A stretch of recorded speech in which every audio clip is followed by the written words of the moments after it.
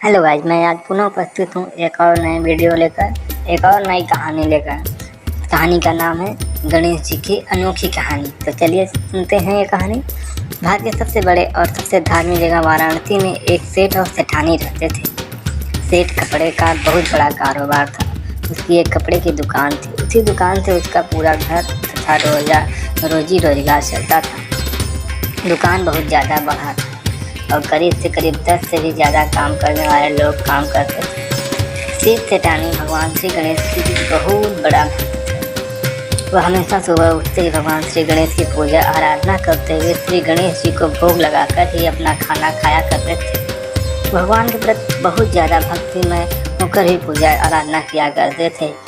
एक दिन भगवान श्री गणेश किसी काम से कहीं जा रहे थे। रास्ते में उन्हें भूख लगी।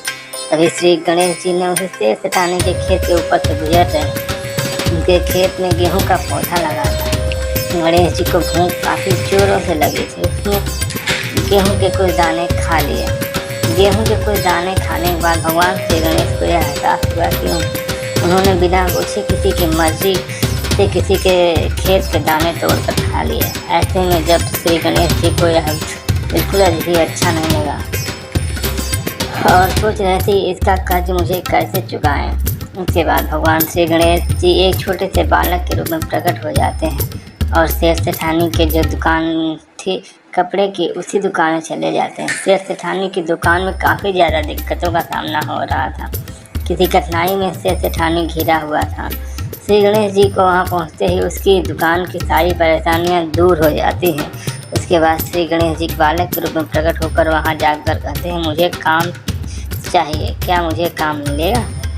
सेठ का सारा दुख दर्द खत्म होने के बाद वह बिल्कुल फ्री मिजाज में था। उन्होंने भगवान श्री गणेश जो प्रकट हुए थे दूसरी बालक के रूप में फिर काम पर रख लिया।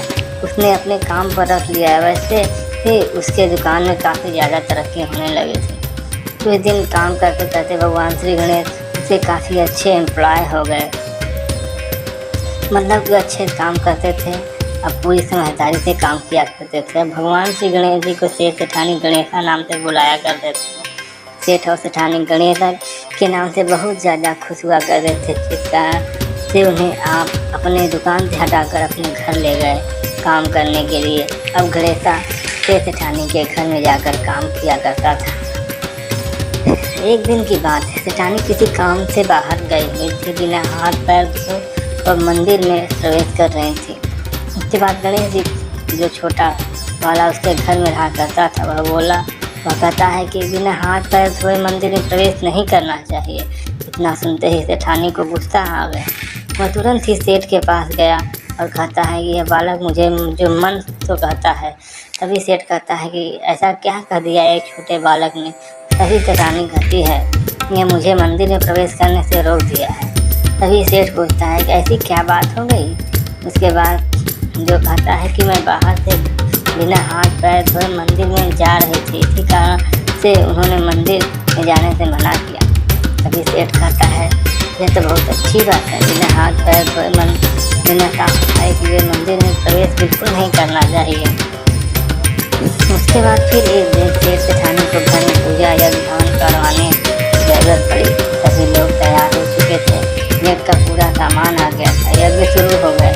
उसके बाद सेठ गणेशा से कहता है, जाओ घर जाकर देखो सेठानी रेडी हुई, तैयार हुई, उसे बाहर आने के लिए कहो। जैसे ही श्री गणेश अंदर जाता है देखते हैं सेठानी काले कलर का साड़ी पहने हुए थे। तभी गणेशा कहता है, सेठानी जी आप अभी यज्ञ हवन करने के लिए जा रहे हैं, ऐसे में आपको काले कलर का वस्त्र बिल्कुल भी नहीं पहनना चाहिए।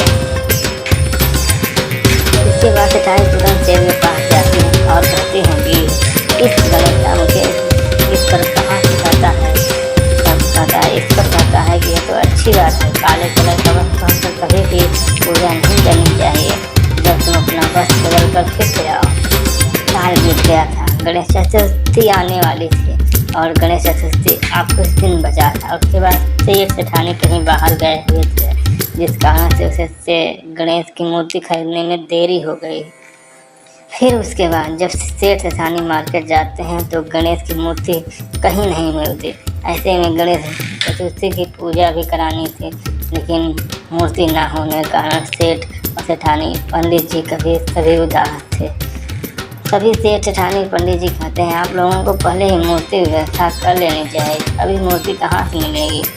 गणेशा भी वहाँ मौजूद था और किनारे में बैठा था। गणेशा तुरंत खड़ा हुआ और कहता है ऐसा करो, मूर्ति जगह मैं खड़ा हो जाता हूँ और आप उससे ही पूजा आराधना कर भोग लगाकर अपना गणेश चतुर्थी मना सकते हो। ये सुनकर सेठ और सेठानी काफ़ी ज़्यादा गुस्सा हो जाते हैं। सेठ कहता है पहले तो तुम सेठानी को परेशान किया करते थे, अब मुझे भी परेशान करने लगे। इसके बाद गणेश मूर्ति जगह पर खड़ा हो जाते हैं और अपने असल रूप में श्री गणेश जी प्रकट हो जाते हैं। सेठ और सेठानी दोनों मिलकर पूजा करते हैं और फिर भक्तिमय हो जाते हैं।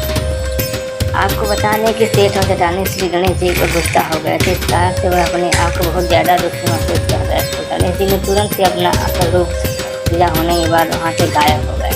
उसके बाद सेठ और सेठानी अपने मन में काफ़ी ज़्यादा दुखी रहने लगे। सेठ और सेठानी दोनों सोच रहे थे कि मैं कितना बड़ा गुनहगार हूँ कि भगवान श्री के गणेश जी को अपने घर में नौकर की तरह रखा। इसके बाद बहुत दिन मतलब कि 1 सप्ताह कुछ खाने पीने नहीं लगे, इससे दोनों की सेहत खराब हो चुकी थी। एक दिन एक सपने में आते हैं और कहते हैं आपकी कोई गलती नहीं है, मैंने आपके खेत से गेहूं के दाने खाए थे, जैसे कीमत चुकाने के लिए मुझे अपना काम करना पड़ा। भगवान श्री कृष्ण की आशीर्वाद दिया कि आपको कभी भी इस प्रकार की दिक्कत नहीं होगी, आपका बिजनेस अच्छा चलेगा, उससे भगवान से ज़्यादा पुण्य मिलेगा। कहानी अच्छी लगी हो तो लाइक शेयर सब्सक्राइब जरूर करिएगा। Thank you.